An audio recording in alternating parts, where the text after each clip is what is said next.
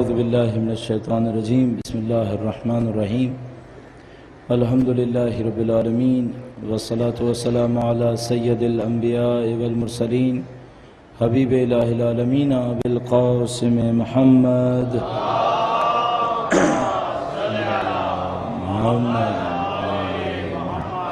وعلى آلہ الطیبین الطاہرین سیما بقیت اللہ فی الارضین قال اللہ تعالی فی کتابہ الکریم بسم اللہ الرحمن الرحیم وَنُرِيدُ أَن نَّمُنَّ عَلَى الَّذِينَ اسْتُضْعِفُوا فِي الْأَرْضِ وَنَجْعَلَهُمْ أَئِمَّةً وَنَجْعَلَهُمُ الْوَارِثِينَ بار دیگر درود بھیجیں محمد و آل محمد پر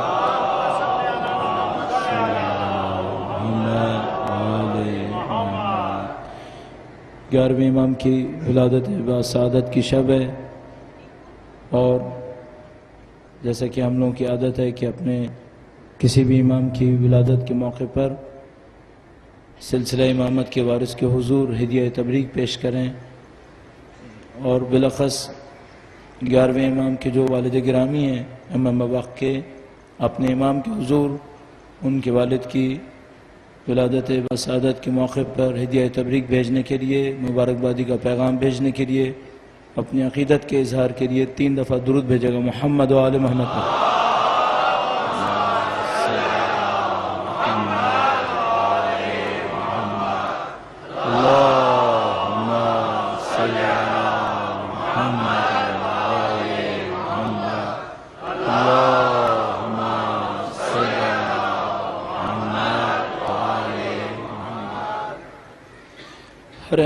ہر امام کی ذات گرامی نے ہمارے لیے کچھ درس رکھے ہیں، ہمارے لیے کچھ نشانیاں رکھی ہیں اپنی سیرت کے ذریعے سے۔ ہماری اور آپ کی کوشش یہ ہونی چاہیے کہ اہل بیت کی زندگی میں جو جزئیات ہیں، جو تفصیلات ہیں، ان کے ذریعے سے قوانین حاصل کرنے کی کوشش کریں، یہ جاننے کی کوشش کریں کہ ان کی اس سیرت کی روشنی میں آج کی زندگی میں مجھے اور آپ نے کیا کرنا۔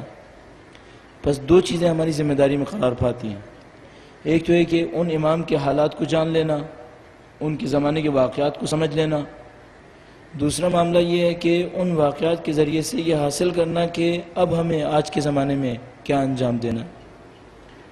اگر ہم اہل بیت اور سلسلہ امامت کے اوپر غور کریں تو معمولاً ہماری اور آپ کی جان پہچان، معلومات معمولاً چند ائمہ تک محدود ہے۔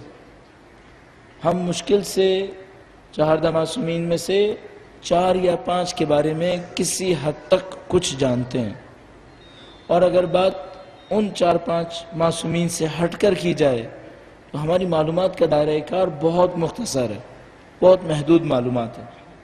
11ویں امام کی زندگی بھی انہی ائمہ میں سے ہے جن کے بارے میں ہماری معلومات بہت کم ہے، اور اس کم ہونے کے نتیجے میں ہم نہیں جان پاتے کہ ان کی زندگی سے ہم نے کیا حاصل کرنا ہے۔ ہم کوشش کریں گے کہ اس مختصر وقت میں چند نکات ان کی زندگی میں سے عرض ہو جائیں، اور ان کی روشنی میں جو کچھ ہمیں حاصل ہو سکتا ہے وہ آپ کی خدمت میں بیان ہو جائے۔ ایک بار پھر درود بھیجے گا محمد و آل محمد۔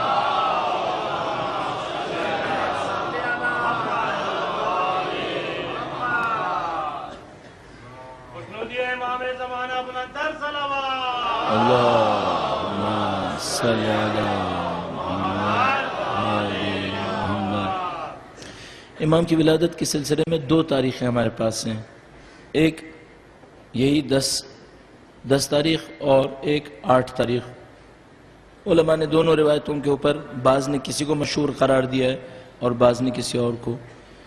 دونوں میں جو سال درج ہے وہ 232 ہجرہ ہے، 232 ہجرہ۔ اگر آپ کے ذہن میں کبھی سالوں کی یاد نہ رہتی ہو تو اس کا آسان طریقہ یہ ہے کہ بعض ائمہ کے سالوں کو نشان کے طور پر یاد کر لیں۔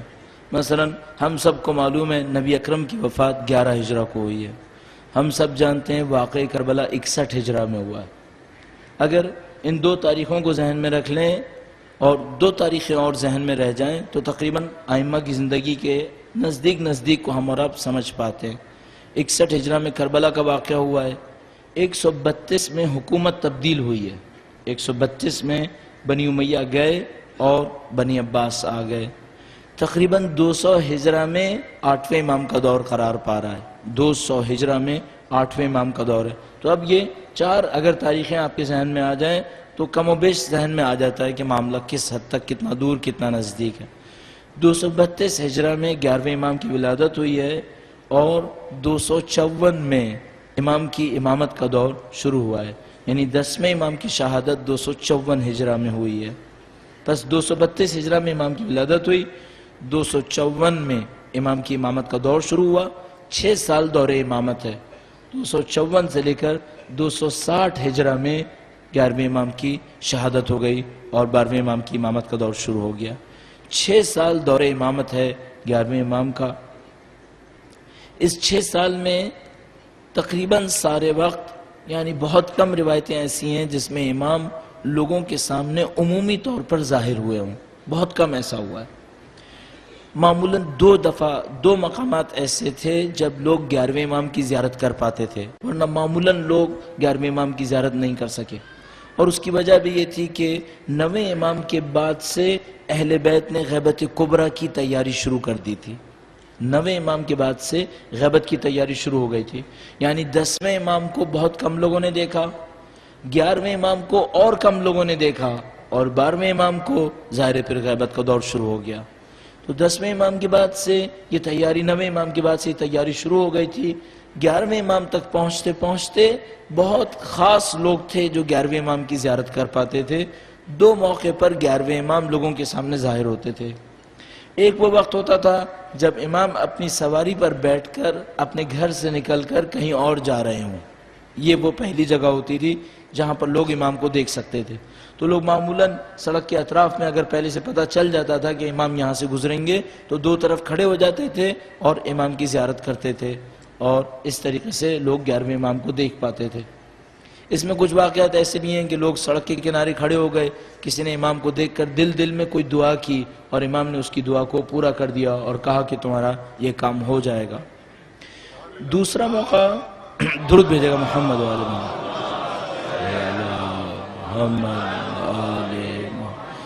دوسرا موقع ایسا تھا کہ امام کسی معجزے سے مومنین کو حکم دے دیا کرتے تھے کہ جمع ہو جاؤ اور میں تمہارے درمیان پہنچ جاؤں گا۔ اس معاملے میں ایک گرگان کا رہنے والا شخص ہے، گرگان کو عربی میں جرجان کہتے ہیں، لیکن آج کل بھی گرگان کہتے ہیں، یعنی اگر آپ ایران جائیں تو گرگان شہر وہاں پر ہے۔ گرگان کا رہنے والا ایک شخص ہے، اس نے ایک روایت کی ہے کہ میں امام سے ملنے کے لیے گیا اور امام علی مقام نے فرمایا کہ تم یہاں کے بعد حج پہ جاؤ گے، اس کے بعد تقریباً 170 دن کے بعد اپنے علاقے میں پہنچو گے، جس دن پہنچو گے جمعے کا دن ہوگا اور شام کے وقت میں دن کے آخر میں مومنین کو جمع کر لینا، میں آؤں گا، جو بھی ان کی حاجات ہوں، جو بھی سوالات ہوں وہ ہمارے سامنے رکھیں، ہم ان کو پورا کر دیں گے۔ ایسے 2 موقع تھے جب امام ظاہر ہوتے تھے، ورنہ بہت کم امام ظاہر ہوتے تھے۔ اس سے جو بات ہمیں سمجھ میں آتی ہے وہ یہ کہ اہل بیت اطہار علیہ السلام چاہتے تھے کہ ایک لمبی مدت کے اوپر اس کام کو انجام دیا جائے۔ اہل بیت کے کام میں معمولاً ہم دیکھتے ہیں کہ بہت کم مدت کے کام بہت کم تھے، معمولاً کام ایسے تھے جو لمبی مدت کے اوپر ہوا کرتے تھے۔ اس کے برخلاف جب ہم لوگ اپنے کام کو دیکھتے ہیں تو ہم لوگ چھوٹی چھوٹی مدت کے لیے کام کو انجام دیتے ہیں، بہت لمبی بصیرت ہمارے اندر، لمبی مدت کی بصیرت بہت کم ہوتی ہے۔ مثال کے طور پر کل جیسا کہ چکوال کے اندر سانحہ انجام پایا، ممکن ہے کوئی کل کے سانحے کے زیر اثر مہینے 2 مہینے کے بارے میں کچھ سوچنا شروع کرے، لیکن بہت کم لوگ ایسے ہوں گے جو پاکستان میں اہل بیت کے ماننے والوں کے لیے مثلا 10 سال کے لیے سوچیں گے، 25 سال کے لیے سوچیں، 50 سال کے لیے سوچیں۔ اہل بیت اطہار علیہ السلام کا انداز معمولاً بہت لمبی مدت کے اوپر ہے۔ تو یوں ہی برسبیل تذکرہ عرض کر رہا ہوں، آپ اپنے بارے میں بہت اچھی طرح سوچئے۔ مثلا فرض کیجئے ہمارے پاس چند جگہیں ہیں جہاں پر اس وقت اہل بیت اطہار علیہ السلام کے ماننے والے تمرکز میں ہیں، آیا اگلے 25 سال کے لیے بھی یہ جگہیں کافی ہوں گی ہمارے لیے؟ اگر کافی نہیں ہوں گی تو اگلے 25 سال کے لیے ہم نے کس جگہ کا انتخاب کیا ہے، کس جگہ پہ اپنی مرکزیت بنانا چاہتے ہیں؟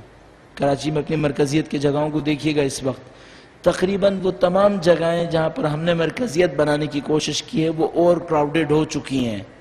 ہماری عقل مندی اس وقت مجھے لگتا ہے اس بات میں ہے کہ اگر ہم نے اس شہر کے اندر اگر کوئی اپنے لیے اور مرکزیت بنانی ہے ابھی فیصلہ کر لیں، چونکہ ہماری مرکزیت کی جگہیں ختم ہو رہی ہیں، فوراً ایک فیصلہ کریں، ایک جگہ کا انتخاب کریں، اس کو اپنا اگلا مرکز بنانے کی کوشش کریں، تاکہ 15 سال کے بعد 20 سال کے بعد ہمیں اس مشکل کا سامنا نہ کرنا پڑے کہ اب ہم نے کہاں جانا ہے۔ چونکہ میں عرض کر رہا ہوں ہماری ساری جگہیں اوور کراؤڈڈ ہو رہی ہیں، نہ میں جگہوں کا نام لوں گا نہ ان کے اوور کراؤڈڈ ہونے کو ثابت کروں گا، لیکن آپ خود سمجھ سکتے ہیں بہت آسانی سے۔ بہرحال ایک لمبی مدت کا کام اس شہر کے اندر رہتے ہوئے کم از کم یہ ہوگا کہ ہم کسی اور جگہ کا بھی انتخاب کریں اور اس جگہ کے اوپر اپنی مرکزیت بنانے کی کوشش کریں۔ اسی طریقے سے لمبی مدت کے کام میں یہ سوچیں کہ ٹھیک ہے آج ہمارے ہاں اتنی مجالس انجام پا رہی ہیں، اتنے علماء اور ذاکرین موجود ہیں، 25 سال کے بعد کیا ہونا ہے، ہماری ضرورتیں کہاں پہنچیں گی، ان ضرورتوں کو پورا کرنے کے لیے ہمیں کیا کرنا ہوگا۔ اہل بیت اطہار علیہ السلام معمولاً لمبی مدت کی حکمت عملی سوچا کرتے تھے، اور برخلاف ہم لوگ ہیں جو بہت کم مدت کی حکمت عملی سوچتے ہیں۔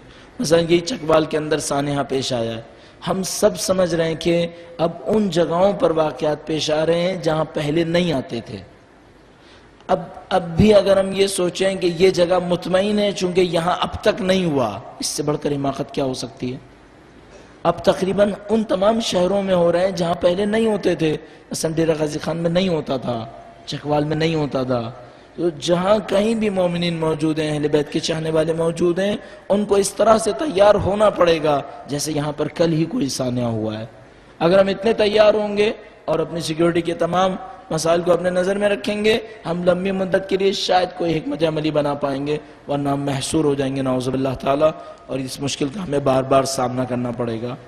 بس یہ ایک نقطہ امام کی زندگی سے، اور دوسرا نقطہ جو اسی پوائنٹ سے حاصل ہوتا ہے کہ امام بہت کم لوگوں کے سامنے ظاہر ہوتے تھے، وہ یہ ہے کہ ہمیں وقت کے تقاضوں کو سمجھنا پڑے گا۔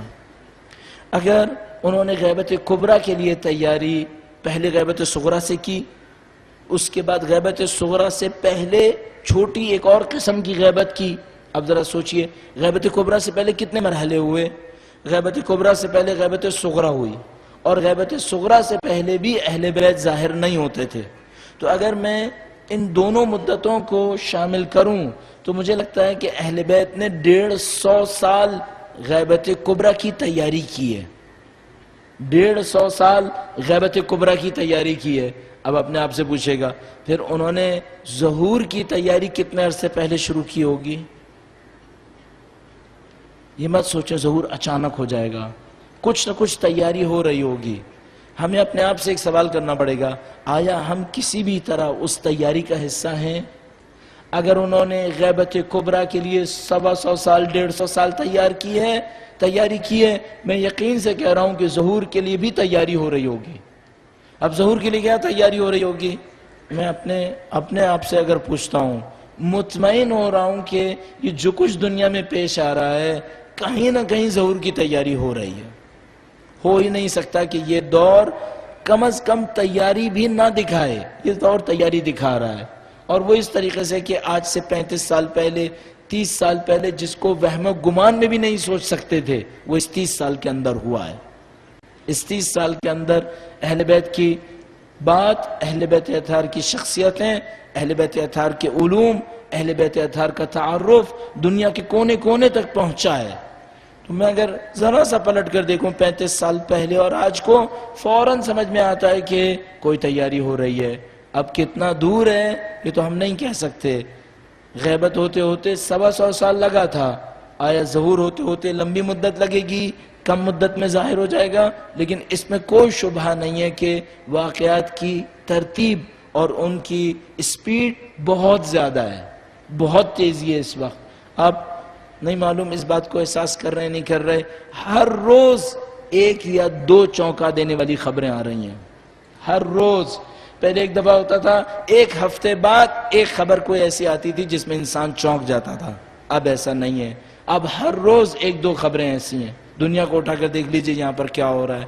مجھے تقریباً یقین ہے کہ ہم یا اس تیاری کے مرحلے میں ہیں یا اس تیاری کے مرحلے میں بہت آگے پہنچ گئے۔ بہرحال دور یہی دور ہونا چاہیے جس کے اندر تبدیلیاں بہت تیزی سے رونما ہو رہی ہیں۔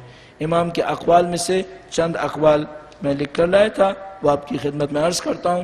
امید ہے کہ ان میں سے 1-2 پر ہم لوگ عمل کر پائیں گے، اور انشاءاللہ امام کی ذات کے فیوز و برکات سے ہمیں بھی نصیب ہوگا۔ درود بھیجے گا محمد و آل محمد۔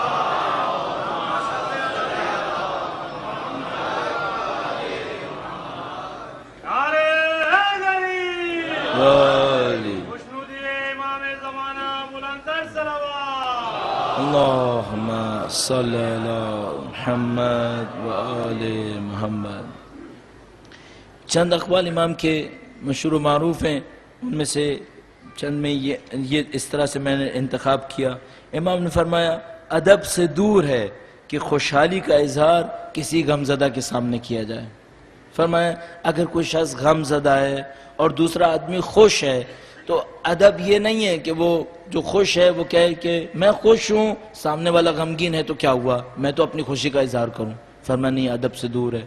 ادب یہ ہے کہ اگر تم خوش ہو اور تمہارے سامنے کوئی غمگین بیٹھا ہے تو اس غمگین کے سامنے اپنی خوشحالی کا اظہار مت کرو۔ یہ دور عجیب دور ہے، اگر اس کو تھوڑا سا وسعت دیں، یہاں پر تنگیاں بہت زیادہ ہیں۔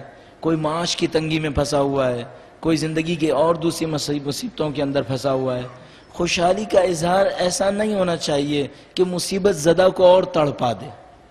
یعنی مثلا اگر میرے اور آپ کے محلے کے اندر چند لوگ ایسے ہیں جو مثلا فی الحال بے روزگاری میں ہیں، کسی مصیبت کے مارے میں ہیں، مثلا ہمارے گھر کوئی عید ہے، کوئی تقریب ہے، سب سے پہلے یہ دیکھیں اطراف میں کچھ لوگ ایسے تو نہیں ہیں جو مصیبت کے مارے ہیں، یا ہم تقریب بنا رہے ہوں گے ان بیچاروں کے دل اور جل رہے ہوں گے۔ کوشش کریں کہ اپنے اطراف میں لوگوں کا خاص خیال رکھیں، خاص کر اعزاء اور اقربا کے اندر، خاص کر اعزاء اور اقربا میں۔ یعنی ہم لوگوں کے یہاں یہ معمول ہے کہ ایک خاندان کے اندر ایک بھائی کے پاس کافی ثروت دولت ہے، دوسرے کے پاس کچھ بھی نہیں ہے۔ اب وہ دو طرفہ مسائل بنے ہوئے ہوتے ہیں، جس کے پاس کچھ نہیں ہوتا وہ یہ توقع کر رہا ہوتا ہے کہ جس کے پاس ہے وہ میرا سب کچھ کرے اور خود شاید محنت نہ کرنا چاہے۔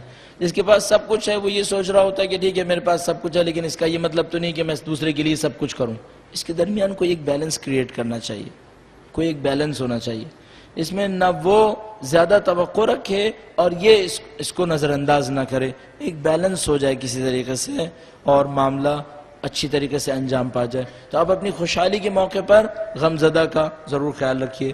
بالکل اسی طرح جیسے مثلا آج میں اور آپ خوش ہیں، اپنی خوشیوں کے اندر ان لوگوں کو بھی شامل کیجئے کہ جو شاید اپنی کسی مشکل کی وجہ سے آج کی خوشی کو احساس نہ کر پا رہے ہوں، تو ان تک بھی پہنچیے۔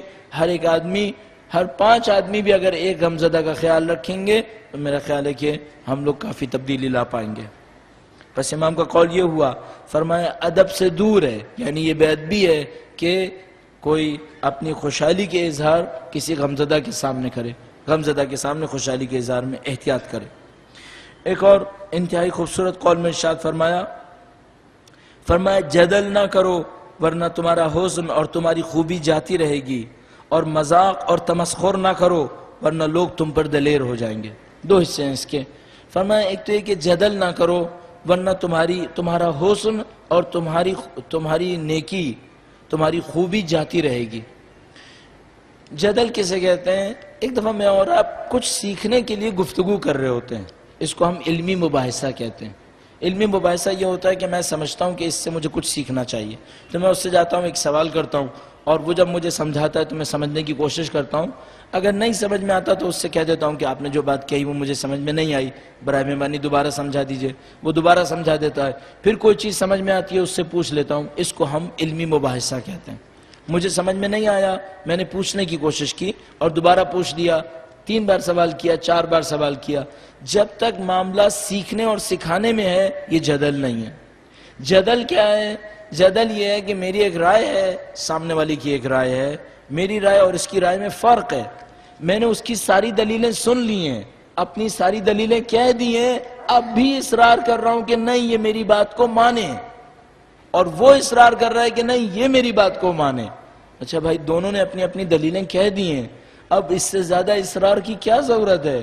علمی مباحثے کے اندر دلیل کہی جاتی ہے، دلیل سنی جاتی ہے، معاملہ ختم ہو جاتا ہے۔ مانتے ہو مانو، نہیں مانتے نہ مانو۔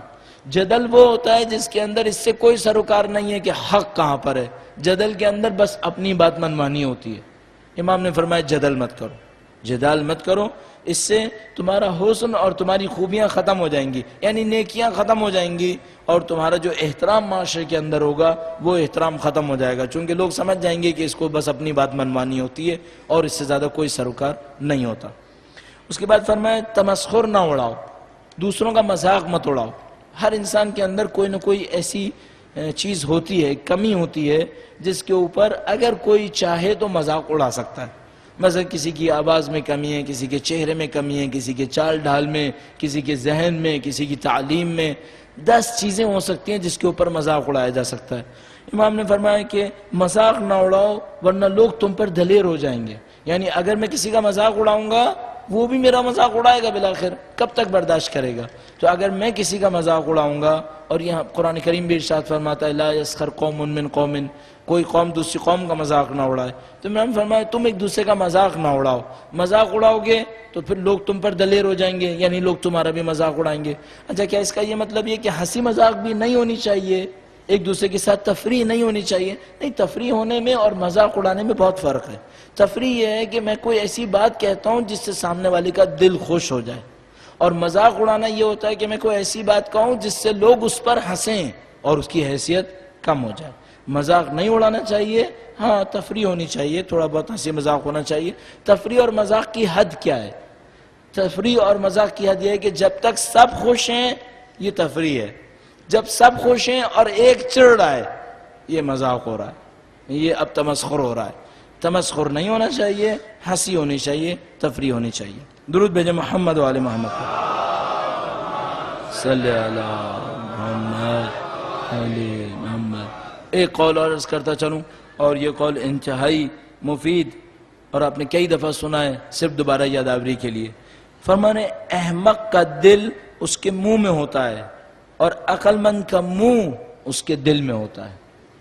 احمق پہلے بول دیتا ہے پھر سوچتا ہے دیکھتے ہیں کیا ہوتا ہے، عقل مند پہلے اچھی طرح سوچ لیتا ہے کہ اگر بولوں گا تو کیا ہوگا، پھر بولتا ہے۔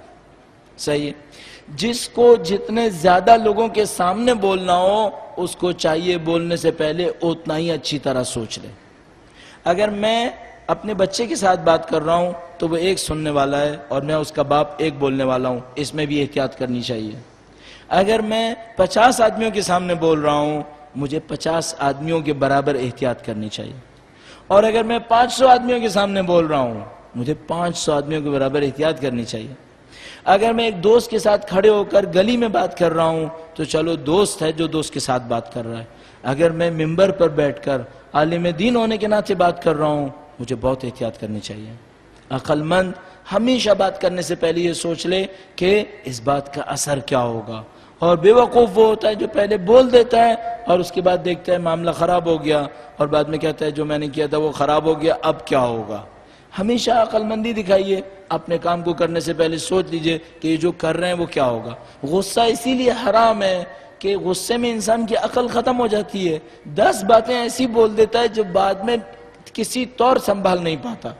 اور میاں بیوی کے درمیان ایسا بہت ہوتا ہے کہ وہ جب غصے میں آتے ہیں تو کہتے ہیں تو ہمیشہ میرے لیے اذیت کا سبب بنی ہے، وہ کہتی مجھے بھی تیرے گھر میں کوئی خوشی نہیں ملی، اب دونوں اس بات کے اوپر چڑے بیٹھے ہیں اس نے کہا تھا کہ تو نے مجھے ہمیشہ اذیت دی ہے۔ یہ غصے میں کہی ہوئی باتوں کا زیادہ حساب نہیں ہونا چاہیے، غصے میں کہی ہوئی باتوں کا اصلا گھر کے معاملات اور جھگڑوں کو نپٹانے کا ایک بہت آسان طریقہ یہ ہے کہ گرفت ان باتوں پہ ہونی چاہیے جو غصے سے پہلے کہی ہیں، وہ جو غصے کے بعد باتیں کہی ہیں اس کے اوپر بہت زیادہ حساب نہیں ہونا چاہیے، کیونکہ غصے میں انسان دیوانہ ہونے لگتا ہے، ایسی باتیں کہہ جاتا ہے جن کا حقیقت سے کوئی تعلق نہیں ہے، اس لیے غصہ حرام ہے۔ اور عقل مند کون ہوگا؟ عقل مند وہ ہوگا جو بولنے سے پہلے 10 دفعہ سوچے گا۔ اور ایک آخری بات اس سلسلے میں عرض کر دوں، وہ یہ کہ سوسائٹی بہت عجیب ہے، اس مشکل کا سامنا آپ کو نہیں کرنا پڑے گا، اس مشکل کا سامنا ہم جیسوں کو کرنا پڑتا ہے، جو ایک بات کہہ دیتے ہیں سننے والے پتہ نہیں کہاں سے سنتے ہیں، اور اس کے بعد آپ ان کو دوبارہ لا کر یہ بھی نہیں کہہ سکتے کہ جو میں نے پہلے کہا تھا وہ غلط کہا تھا، یہ بھی نہیں ہو سکتا۔ ابھی جتنے لوگ یہاں پر بیٹھے ہیں احتمال قوی اس بات کا ہے کہ یہ لوگ اسی علاقے کے ہوں گے اور ان کے سامنے دوبارہ بھی کبھی کہا جا سکے گا کہ بندگان خدا وہ جو میں نے پہلے کہا تھا مثال کے طور پر وہ صحیح نہیں تھا، لیکن اسی میں ممکن ہے بہت سارے ایسے لوگ بھی ہوں جن کو ہم دوبارہ کبھی نہیں دیکھ پائیں گے، ایک دفعہ سن لیا اپنے دماغ میں بٹھا لیں گے، پھر کبھی دوبارہ نہیں ملیں گے کہ ان سے ہم یہ کہہ پائیں گے بندے کا خدا وہ جو پہلے کہا تھا وہ غلط کہا تھا۔ تو جو بھی ممبر پہ بیٹھ کر بولتا ہے اس کی ذمہ داری اور زیادہ بڑھ جاتی ہے۔ پھر سوسائٹی میں ایک اور مشکل بھی ہے، سوسائٹی میں شروع آپ کرتے ہیں لے کر پبلک چلتی ہے، پھر آپ لاکھ کہیں جو میں نے شروع کیا تھا اب بند کر رہا ہوں، اب نہیں ہوتا، اب چلا گیا معاملہ۔ پبلک میں بات کرنے سے پہلے 10 دفعہ سوچ لینا چاہیے کہ بھائی جو بات آپ کہہ رہے ہیں اس کو اگر کوئی لے کر چل نکلا تب کیا ہوگا؟ ایک اور بات احتیاط کے طور پر اضافہ کر دوں، ایک اور مشکل بھی ہوتی ہے. ہم ایک دفعہ ایک بات کہتے ہیں کہ بھائی اس طرح سے ہے، سننے والے اپنے اپنے ذہن سے سنتے ہیں. لطیفے کے طور پر آپ کو سناتا چلوں، ایک دفعہ میں نے ایک درس کے اندر یہ کہا کہ بھائی یہ جو ہم لوگوں کے یہاں خطابت ہوتی ہے، نہج البلاغہ میں بھی خطبے ہیں، لیکن اگر کوئی ہماری خطابت کو دیکھے جس کے اندر لوگ واہ واہ کہہ رہے ہوتے ہیں، یہ سب کچھ کر رہے ہوتے ہیں، اور نہج البلاغہ کا خطبہ سنیں تو نہج البلاغہ کے کسی خطبے میں واہ واہ سنائی نہیں دیکھی. آپ خود ٹیسٹ کر لیجئے گا کبھی، آپ کے سامنے 25-30 آدمی بیٹھے ہوں، اردو زبان کا کوئی بہت اچھا ماہر بلائیے، اس سے کہیے نہج البلاغہ کو کوئی خطبہ اردو میں بولو، چاہے تقریر کے انداز میں بولے، دیکھیے لوگ واہ واہ کریں گے. کوئی ایک دفعہ بھی نہیں آئے گی واہ واہ کرنے کی. میں نے غلطی سے عرض کر دیا، میں نے کہا یہ جو ہم لوگ خطابت کر رہے ہوتے ہیں نا، اس میں بہت ساری چیزیں ڈالتے ہیں تاکہ آپ لوگ توجہ ہی دے پائیں، ورنہ اگر نہج البلاغہ کے خطبے کو یوں کر کے پڑھیں نا تو آپ لوگ اتنی توجہ بھی نہیں دے پائیں گے. جناب ہم نے یہ بات اس لیے کہی تھی لوگوں کو سمجھائیں نہج البلاغہ کا اسٹینڈرڈ بہت ہائی ہے، ہم لوگوں کی فکر کا اسٹینڈرڈ بہت نیچے ہے. ایک آدمی آیا درس کے بعد کہنے لگا آپ کی ثابت کرنا چاہتے ہیں کہ آپ کی باتیں نہج البلاغہ سے بھی اچھی ہیں. میں نے کہا بندے خدا، یہ میں نے کب کہا؟ میں تو یہ کہہ رہا ہوں ہم لوگوں کی عقلیں بہت نیچے رہ گئی ہیں، نہج البلاغہ کا اسٹینڈرڈ بہت اوپر ہے. ہم لوگ جو باتیں کرتے ہیں اس میں بہت کچھ ڈالتے ہیں تاکہ لوگ بات سمجھ لیں. کہنے لگا نہیں آپ نے یہ کہا اور آپ کی بات غلط تھی. یہ بولنے میں احتیاط کرنا ہے. پبلک 10 طریقے سے باتوں کو سمجھ رہی ہوتی ہے، تو بات کرنے سے پہلے اچھی طرح دیکھ لیں کہ بھائی نتائج کیا ہوں گے، لوگ کس طرح سے سنیں گے، کس طرح سے سمجھیں گے، معاشرے میں اس کا اثر کیا پڑے گا. ایک دفعہ بات ہو جاتی ہے پھر اس کو سنبھالنا ناممکن بن جاتا ہے. بہرحال عید کا موقع ہے، پروردگار سے دعا کرتے ہیں پاک پروردگار تجھے واسطہ ان امام برحق کا ہماری اس قلیل سی عبادت کو ہم سے قبول فرما. ہے پاک پروردگار گرچہ دن عید کا دن ہے لیکن پاک پروردگار متعدد مظلوموں کا آج جنازہ اٹھایا گیا ہے. چکوال کے سانے میں 26 افراد جیسے کہ اطلاع شہید ہوئے، ان کے جنازے آج اٹھائے گئے. پاک پروردگار تجھے واسطہ امام حمام کا ان شہداء کو شہداء کربلا کے ہمراہ محشور فرما. اے پاک پروردگار جن مومنین کے گھروں سے قربانیاں گئی ہیں پاک پروردگار ان کو صبر جمیل نصیب فرما. اے پاک پروردگار تو نے عید کے موقعوں پر تحفے دینے کا وعدہ کیا ہے. پاک پروردگار کل امام کی ولادت کا دن قرار پاتا ہے، تجھے واسطہ محمد و آل محمد کا امام کی ولادت کے صدقے میں دشمنان اہل بیت قابل اصلاح نہ ہو تو واصل جہنم فرما. بلخص جن ظالموں نے یہ سانحہ انجام دیا، چکوال کے معاملے کے اندر لوگوں کو شہید کیا، اہل بیت کے چاہنے والوں کا خون بہایا، بچوں کو یتیم کر دیا، اب بیوائیں ہو گئیں عورتیں ہیں، پاک پروردگار ان ظالموں کو جلد از جلد کیفر کردار تک پہنچا دے. اے پاک پروردگار تجھے واسطہ محمد و آل محمد کا سید و سردار مولا اور آقا امام آخر الزمان کے ظہور میں تعجیل فرما. ہمیں اور ہماری اولادوں کو ان کے بہترین اعوان و انصار میں قرار فرما. اے پاک پروردگار ہماری زندگیاں تیری امانت ہیں، ان امانتوں کو اپنے امام کی راہ میں قربان کرنے کی توفیق نصیب فرما. ربنا تقبل منا انك انت السميع العليم برحمتك يا ارحم الراحمین. یہ شہداء آج دفن ہو گئے، ان کی ارواح کے لیے آپ سے نماز وحشت کی بھی درخواست سے نماز وحشت ضرور پڑھ لیجئے گا، اور ان کے لیے ایک سورہ فاتحہ اور 3 مرتبہ سورہ اخلاص صلوات فرمائیں. بسم اللہ الرحمن الرحیم الحمد للہ رب العالمین الرحمن الرحیم مالک یوم الدین ایاک نعبد و ایاک نستعین اهدنا الصراط المستقیم صراط الذین انعمت علیہم غیر المغضوب علیہم ولا الضالین. بسم اللہ الرحمن الرحیم قل هو اللہ احد اللہ الصمد لم یلد ولم یولد ولم یکن له کفوا احد. بسم اللہ الرحمن الرحیم قل هو اللہ احد اللہ الصمد لم یلد ولم یولد ولم یکن له کفوا احد. بسم اللہ الرحمن الرحیم قل هو اللہ احد اللہ الصمد لم یلد ولم یولد ولم یکن له کفوا احد. درود بھیجے محمد و آل محمد پر.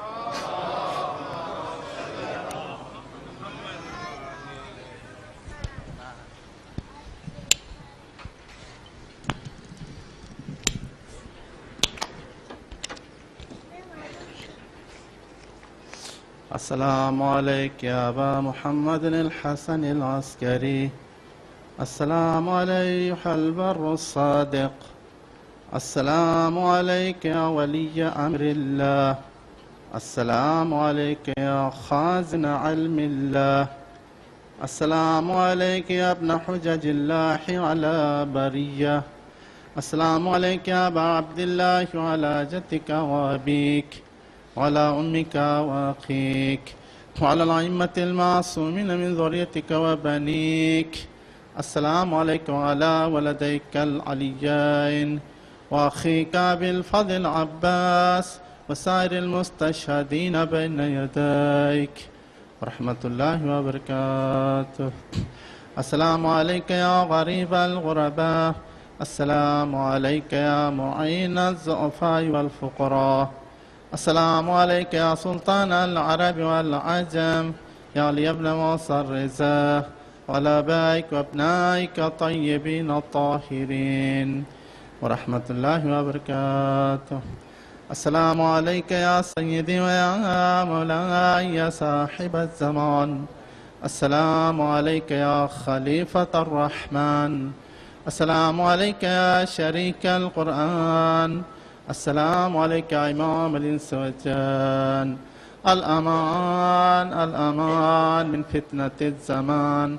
أجل الله تعالى فرجك وسهل الله مخرجك وظهورك ورحمة الله وبركاته.